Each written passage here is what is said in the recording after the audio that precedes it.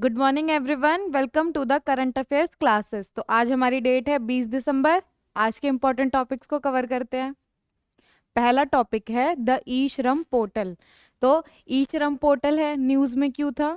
क्योंकि ये जो पोर्टल है ये क्या है, एक फ्लैगशिप इनिशिएटिव है गवर्नमेंट ऑफ इंडिया का। और ये किस लिए स्टार्ट किया गया है? ताकि क्या कर पाए, सपोर्ट कर पाए और एम्पावर कर पाए अनऑर्गेनाइज्ड वर्कफोर्स को। अनऑर्गेनाइज्ड वर्कफोर्स मतलब हमारे जो इकोनॉमी के सेक्टर है वो टू टाइप्स के होते हैं। एक होता है ऑर्गेनाइज सेक्टर, एक है अनऑर्गेनाइज सेक्टर। ऑर्गेनाइज सेक्टर वो लोग जिनका प्रॉपर रिकॉर्ड होता है, मेंटेनेंस होता है, formal formal work flow work place पे जो काम करते हैं, है ना। जैसे कि कंपनीज में, इंस्टीट्यूशंस में, तो इनका प्रॉपर रिकॉर्ड होता है। लेकिन जो अनफॉर्मल वर्कफोर्स पे काम करते हैं, जैसे कि स्ट्रीट वेंडर्स हो गए, इनका तो कोई फिक्स लोकेशन, फिक्स टाइम नहीं है ना। स्ट्रीट वेंडर्स मतलब जो गली में आपके सब्जी बेचने वाले आते हैं या फिर कुछ और प्रोडक्ट्स बेचने वाले आते हैं, फूड स्टॉल्स जो लगाते हैं, ये क्या है, अनऑर्गेनाइज्ड वर्कफोर्स का पार्ट है।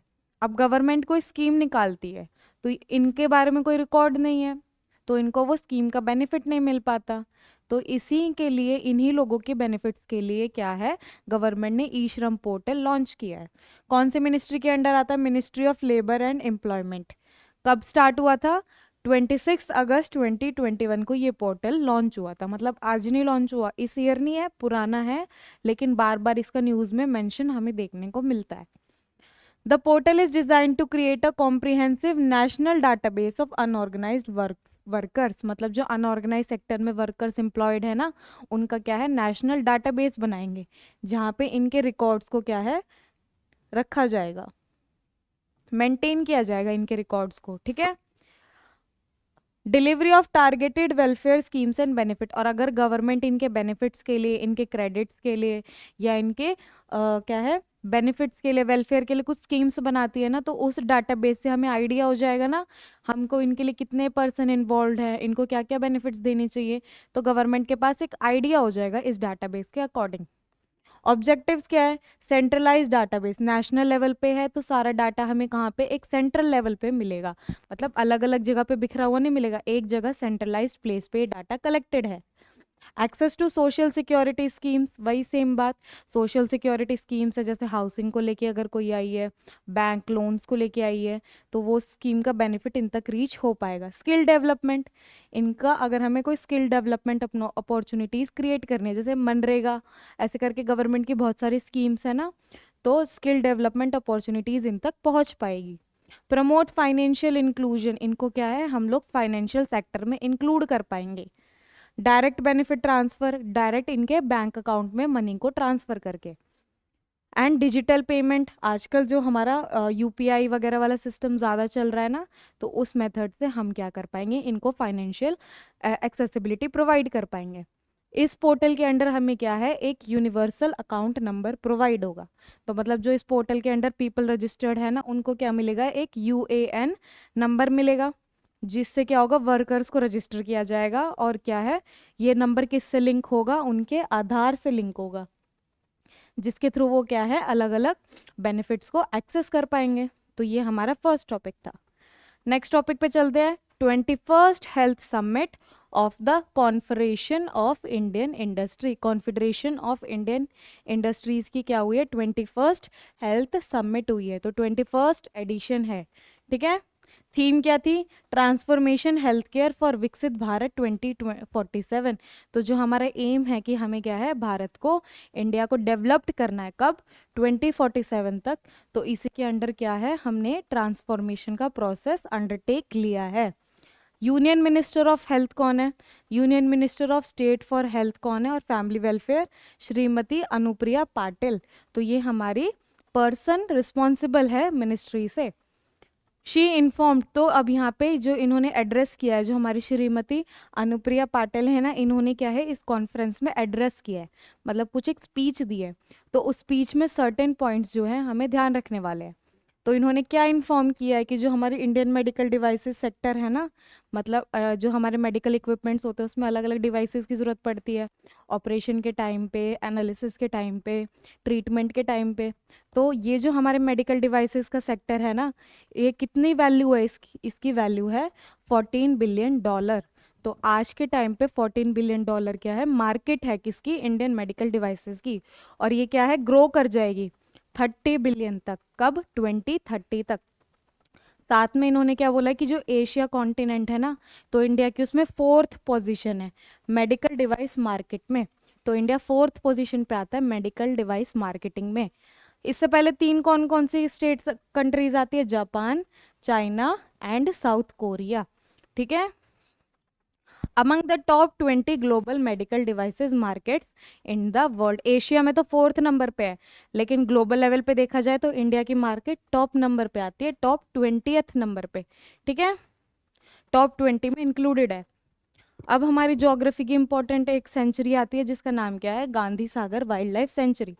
न्यूज़ में क्यों थी? क्योंकि रिसेंटली मध्य प्रदेश ने मध्य प्रदेश ने क्या है, एक एम सेट किया है कि वो क्या करेंगे, एक सूटेबल हैबिटेट बनाएंगे चीतास के लिए। मतलब चीतास के लिए एक सूटेबल एनवायरनमेंट क्रिएट करेंगे Gandhi Sagar wild life sanctuary में। अब इस सेंचुरी की लोकेशन देखते हैं। नॉर्थ वेस्टर्न मध्य प्रदेश में, मतलब नॉर्थ वेस्ट मध्य प्रदेश में सिचुएटेड है, और मध्य प्रदेश राजस्थान बॉर्डर के अराउंड ये क्या है, लाई करती है। डिक्लेयर्ड अ सेंचुरी इन 1974, मतलब 1974 को क्या है, इसको एक सेंचुरी डिक्लेयर किया गया था। चंबल रिवर है, चंबल रिवर क्या है, फ्लो करती है, और ये सेंचुरी को, मतलब सेंचुरी के बीचों बीच से रिवर फ्लो करती है, जिसकी वजह से 2 इक्वल पार्ट्स में वो डिवाइड हो जाती है। टोपोग्राफी, मतलब किस किस टाइप के फ्लोरा प्रेजेंट है। Northern tropical dry deciduous forest, northern tropical dry mixed deciduous forest, ये ज्योग्राफी की टर्म से आप लोगों को पता होनी चाहिए। एंड ड्राई डेसिडियस स्क्रब, ये क्या है, टाइप्स ऑफ फ्लोरा है जो क्या है, प्रेजेंट है। ट्रीज की species, khair, salai, kardhai, dhaura, tendu and palash. Tendu leaves, tendu leaves important है ना, किसके लिए यूज होती है बताना कमेंट करके। तो इस वाइल्ड लाइफ सेंचुरी के इंपॉर्टेंट एनिमल्स को कवर करते हैं। फौना, हर्बीवोरस, हर्बीवोरस की कौन से स्पीशीज प्रेजेंट है? Chinkara, nilgai, spotted deer. Carnivorous animals, Indian leopard, striped hyena and jackal. Aquatic species जो क्या है, वाटर में मिलती है, कौन सी है? Crocodile, fish, otters and turtles. ये क्या थी? इंपॉर्टेंट बायोडाइवर्सिटी जो हमारे यहाँ पे सेंचुरीज में प्रेजेंट है।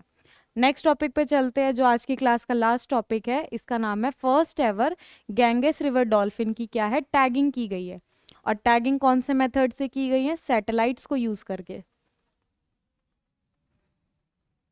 तो न्यूज में क्यों थी ये डॉल्फिन? द गैंगेस रिवर डॉल्फिन, जिसका साइंटिफिक नेम क्या है? प्लेटेनिस्टा गैंगेटिका। प्लेटेनिस्टा गैंगेटिका क्या है, साइंटिफिक नेम है, और इसको क्या है, सैटेलाइट के थ्रू टैग किया गया है। और ये इनिशिएटिव फर्स्ट टाइम लिया गया है। और कौन सी ऑर्गेनाइजेशन रिस्पॉन्सिबल है? Wild life institute of India. तो हमारी wild life institute of India ने क्या किया है, फर्स्ट टाइम सैटेलाइट के थ्रू टैगिंग की है गैंगेस रिवर डॉल्फिन की। डिस्कवर कब किया गया था ऑफिशियली? 1801 को इसको ऑफिशियली डिस्कवर किया गया था। हैबिटेट एंड डिस्ट्रीब्यूशन, मतलब कहाँ कहाँ एरियाज में हमें मिलती है? गंगा ब्रह्मपुत्र रिवर के अराउंड मिलती है, इनकी ट्रिब्यूटरीज में मिलती है। और ये रिवर कहाँ कहाँ से फ्लो करती है? India, Bangladesh and Nepal. Characteristics क्या है? मतलब ये रिवर कहाँ, ये डॉल्फिन्स हमें कहाँ मिलती है? सिर्फ फ्रेश वाटर में मिलती है। अगर वाटर की क्वालिटी थोड़ी सी भी डिग्रेड हो जाएगी तो वहाँ पे ये सरवाइव नहीं कर सकती। तो वाटर के क्वालिटी लेवल को चेक करने में हमें काम आती है। और दूसरा ये क्या होती है, ब्लाइंड होती है। तो ये एको के थ्रू क्या करती है, टैग कर पाती है, लोकेट कर पाती है अपने आसपास के एनवायरनमेंट को। गवर्नमेंट ऑफ इंडिया ने क्या किया है, इसको नेशनल एक्वेटिक एनिमल डिक्लेयर कर दिया 2009 में। कंजर्वेशन स्टेटस, मतलब इसके इंपॉर्टेंस को देखते हुए अलग अलग इंस्टीट्यूट्स ने क्या है, इसको एक कैटेगरी प्रोवाइड की है। जैसे कि IUCN ने क्या किया है, इसको एंडेंजर्ड कैटेगरी में रखा है, मतलब ये हमारी जो स्पीशीज है वो क्या है, खतरे में है। वाइल्ड लाइफ प्रोटेक्शन एक्ट 1972 के अंडर इसको शेड्यूल 1 कैटेगरी में रखा हुआ है। और हमारे यहाँ पे साइट्स ने क्या है, अपेंडिक्स 1 कैटेगरी इसको दी है।